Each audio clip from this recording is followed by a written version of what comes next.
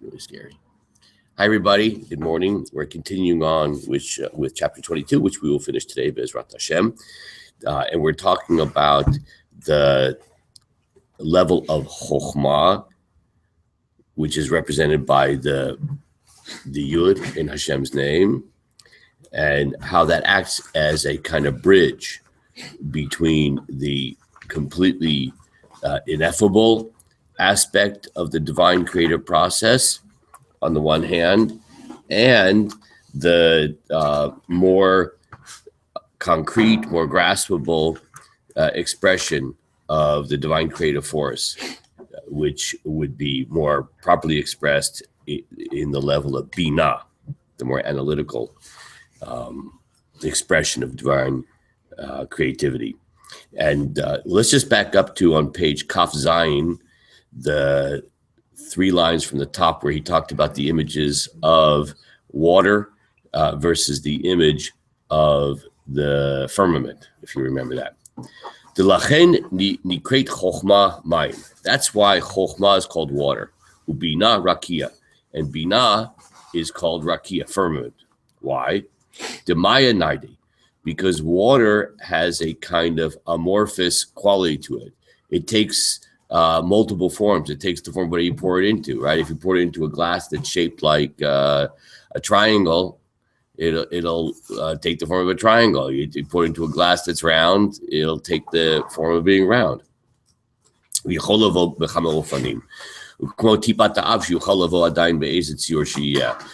said also another image of a kind of a liquid image, which can take, which is amorphous. It lacks form, and it can take the form of whatever kli, whatever container holds it. Would also be the seminal drop from the Father. Now we have a tradition, Talmudic tradition, that until the first 40 days from inception, that there actually is a kind of gender ambiguity in the first 40 days. It had, which is reflective of this kind of amorphous quality of liquid. So that's why mayim, water, is an image or metaphor which is used to symbolize Chokhmah, because it's amorphous. It hasn't taken on concrete form yet. Masha'en kin rakia. This is not true of the second image which is used there, which is firmament, right? The heavens. Hu igladu maya. That's where the water has taken on specific form, right? It's been kind of hardened up into this notion of the firmament. It's kind of like a ceiling over the roof, right? Kind of like living in the Astrodome or something like that, right? That we're here on the Earth, and there's an Astrodome that covers everything, and that's the idea of the firmament. Shomed makom echad, it stands in one place. Bilti mishtaneh, is unchanging. Kamo la'achar 40 yom. That's like the seminal drop from the Father after 40 days, where there's no gender ambiguity anymore, that the gender has been then defined. Then there's not going to be any more amorphous nature and changeable nature anymore of that seminal drop. Okay, so that's where we got to yesterday. Now we're going to go on. Uchmochen keshabat lidei hasaga v'havana v'tfisa bifratim azu b'chinat hagbala mamash. So similarly, when we talk about a perception, let's say we have a great, brilliant thinker, brilliant intellectual. His name is Mo, okay? And he has this lightning flash of insight.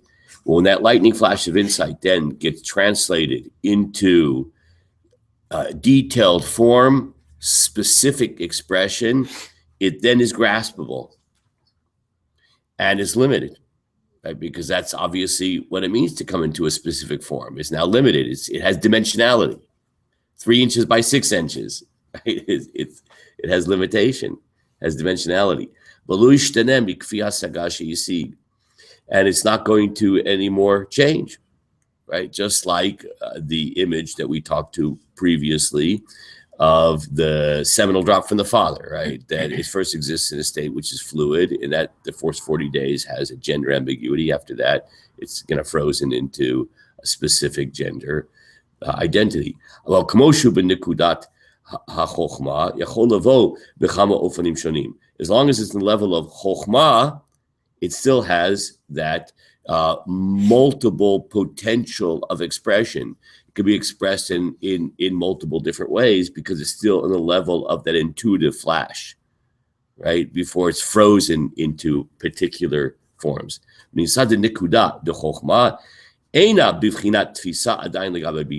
So it turns out now, if you look at things on a relative level, that the dot of chokhmah, right? That's what chokhmah is. The yud is a dot, right? That dot of chokhmah is not on the level of being graspable. It's not called graspable because the idea is too amorphous. It's too transcendent. If you're comparing it to the level of binah, right? Binah is the analytical step. So relative to binah, chokhmah is not graspable. Why? Because the type of grasping which takes place in the realm of binah, that's the level of something being defined, bordered, dimensional. That's binah. So chokhmah relative to binah is the level of late tfisa. There is no grasping. It's ungraspable. Chokhmah relative to binah. V'hagbala zo eina adayin b'koch ha-chokhmah kanal. And relative to binah, so chokhmah doesn't have this graspable quality. Now here's the irony. Everything is relative because so many different relevant, relative, right? You got to take the right word had to come out. It's early in the morning. So the chokhmah, even though we just said it's ungraspable, it's amorphous relative to binah, but it actually does have the quality of being graspable and a form relative to that which came before it, right? Because you always have to bear in mind that when we talk about the divine creative light, so everything is relative because when we talk about, let's say, the source of divinity, Ein Sof, unlimited, totally and wholly transcendent. So as that light flows out, so we don't even talk about a light by the way. When we talk about Ein Sof, the unlimited essence of God, there is no creative light. That's just God as he is in himself. Ein Sof, unknowable, wholly transcendent. Then there's Or Ein Sof. Or Ein Sof is already the light, the creative light, which projects outward, right, in a creative modality. So, but even that Or Ein Sof is transcendent vis-a-vis the next step down, which is Chokhmah, which is actually then taking on a kind of a kli. There already is a kind of vessel which is containing the light of sorts. So everything is relative. So that point of chokhmah relative to what comes before it, this divine light or Ein Sof, it's called grasp. It has the kind of quality of being a vessel. However, if you then go further down the chain in the creative process, divine creative process, so chokhmah relative to binah is not called graspable. So when we say is something graspable, is something defined, is something a kli, a vessel, so then it's all a function of which way you're facing. If you're facing, to use a spatial term, up, so chokhmah is tangible, as it were, relative to the more transcendent divine light, which is coming from the source. If you look down in the creative process towards binah, so then chokhmah is considered to be transcendent and ungraspable. Okay, it all depends on which direction you're looking. V'hainu ma sheba'a b'vchinat siur sichli k'fi ofen hatzarich el hamekablim v'hu or seichel shelefi erech hamekablim ma she'en ken neviah sichlit hanal she'eno lefi erech hamekablim klal v'hu b'chinat ein de chokhmah. When we talk about chokhmah, that it actually, maybe I'm going to give you kind of a weird way of looking at this. Remember we talked about just now that if you're looking up, right, the relativity, of the nature of Chokhmah. So if you're sort of looking up, then Chokhmah is, as it were, tangible. If you're looking down, further down the creative divine process, then Chokhmah is completely transcendent, right? And amorphous, okay? So now he's going to use another term. He's going to say, when we say that things are relative, right? What is the nature of Chokhmah? Well, it depends upon whether you're looking up or down. Everybody appreciate what I mean by looking up or down? Okay, Steph, how you doing over there? Okay. So, I'm looking confused. so that's okay. Welcome to the club. So, Look up or down. he's just looking out with a vacant stare. That's okay. So the nature of Chokhmah, so to add sort of an element, it's not just a question of which way you're looking and it's relative, but there's actually, to take it one step further, you could almost say that Chokhmah has kind of two handles. I'm going to use kind of like an image here. So let's say, I'm just going to make up something here. So let's say this table in front of me, so we'll call this Chokhmah, okay? And let's say that the Or Ein Sof is over here, flowing from Ein Sof. So the light of the infinite is coming from the infinite, flows from over there, left to right. There's no politics in there. Left to right, it flows into Chokhmah, okay? So this part of Chokhmah, right, that is closest to the left, so that aspect is the more transcendent aspect of Chokhmah, okay? Then the light flows through Chokhmah, through kind of like this lens, right? And then it flows out the other end of Chokhmah into, help me out, Binah, thank you. Excellent, Zeb. Flows into Binah. So now you could actually say, we're going to look at Chokhmah, right, this table, okay, as the light's flowing through it. This is the table of Chokhmah. So if you look at on the left side of the table, which is the side facing the source of the divine light, so we're going to call that part of it, right? That part of it is transcendent relative to looking to the right side, which is Binah, right? So we're going to call this, now we're going to use the term here, Ayin de Chokhmah. It's the nothingness of Chokhmah, right? Remember we talk about creation being yesh me'ayin, something from nothing, ex nihilo. Creation comes from nothing. So usually when we think of nothing, we think of, as a matter of fact, the word ayin, nothing, is the same word as ein sof, unlimited, the limited aspect of God. So therefore, what's interesting is that even though ein sof comes before Chokhmah, but there's an aspect of Chokhmah which partakes of that quality of transcendence, of Ein Sof. We call it the Ayin, the nothingness of Chokhmah. So it's the nothing part of the something, right? It's the nothing aspect of Chokhmah. Sort of like Jacob's ladder. Okay, good. It's a ladder, and it sort of depends upon the top of the ladder, the bottom of the ladder, okay? So that's this term that we just learned, that there's the Ayin of Chokhmah, okay? Bechinat pliot Chokhmah, or another term here is the wondrousness of Chokhmah, the part that is just awe, the nothingness, right? It's facing the source, okay? So it's called Ayin de Chokhmah or pliot Chokhmah, the wondrous aspect, the hidden aspect. Nifla can also mean, it can mean wonder, or it can mean actually even hidden. Shalamala adain b'chinat gilui b'hitlabshut b'moach hachokhmah. It's actually above the level of being revealed and enclosed in any kind of intellectual garment. Ki im b'chinat barak hamavrik u'merachef levad. It's just this intuitive flash, undefined, hovering.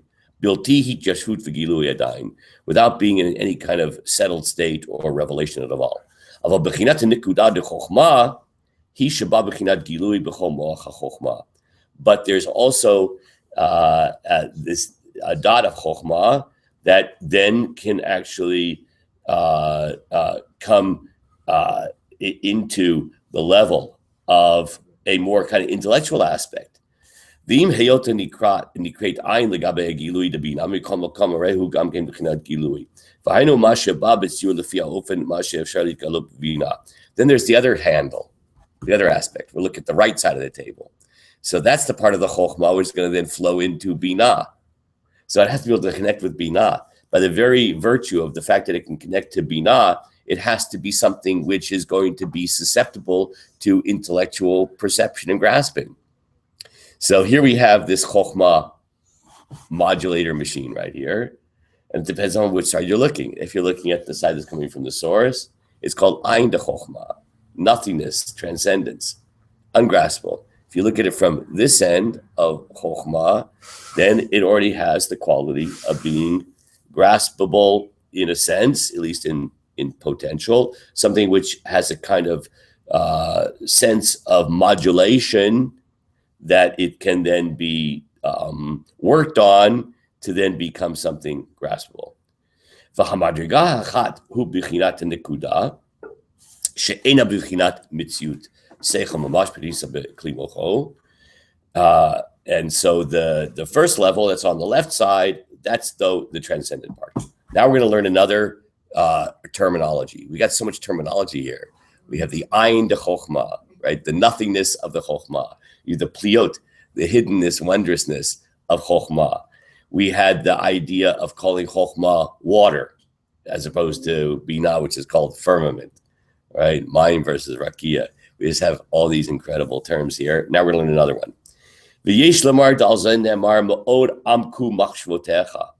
We can apply this, see this, a Kabbalistic hidden meaning in the Pasuk that we find in Tehillim. In Tehillim it says, Ma'od amku machshvotecha. How very deep are your thoughts, O Lord. How very deep are your thoughts, O Lord. Now, watch what we're going to do with that pasuk. Ma'od, what's ma'od mean? Very. Makom means place and close. Very. Ma'od. Amku, amok means deep. Amku, machshvotecha. Machshava means, no, thought. Thought. Choshev means thought, to think, right? So, ma'od, amku, machshvotecha. How deep are your thoughts? Now watch this. We're going to now apply a Kabbalistic reading to that. The machshava hu b'chinat chokhmah. The idea of machshava, thinking, that evokes which sphira? Chokhmah, right? That's the beginning the intellectual process. U'ma'od amku. No, it says, but how very deep are your thoughts? Han b'chinat omek ha-chokhmah, b'chinat pliyut chokhmah. It's the deep aspect of thought, right? So it's the left side over here, right, of machshava, of thought, right? It's the part that is amok, deep, unknowable, pliot, the hidden aspect of chokhmah. V'hu mashe noveh b'chinat koach hamaskil shebenefesh b'chinat koach chokhmah, aval hu b'chinat ayin v'helem adayin. So it's a kind of initial step of chokhmah, but it's still in the realm of hiddenness. That's why it's called omek. HaChokhmah, the deep part of Chokhmah. Ma'od amku machshvotecha, how very deep are your thoughts? Reference to the Ein de Chokhmah, the nothingness of Chokhmah. Ubichinat keter shebechokhmah, one more term.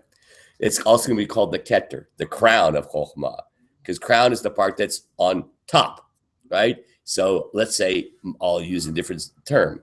Let's use, we're going to donate Zev's body to Kabbalistic science here. So, and he's a Chokhmah machine here. So that which is flowing from up to down through his brain and then down to his feet. So the thing which is above his head, that's called keter. A crown sits on your head.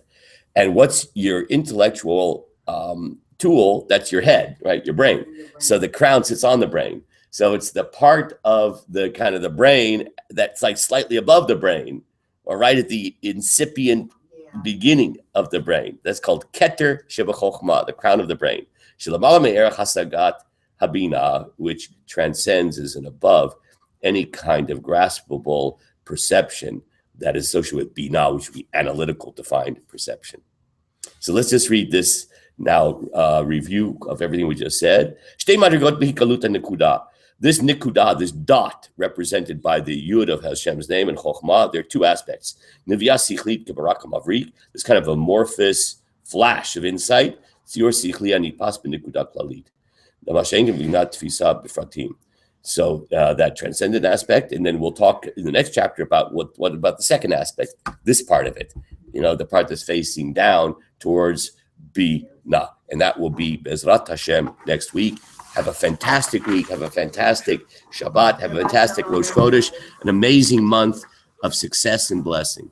Amen. Mashiach should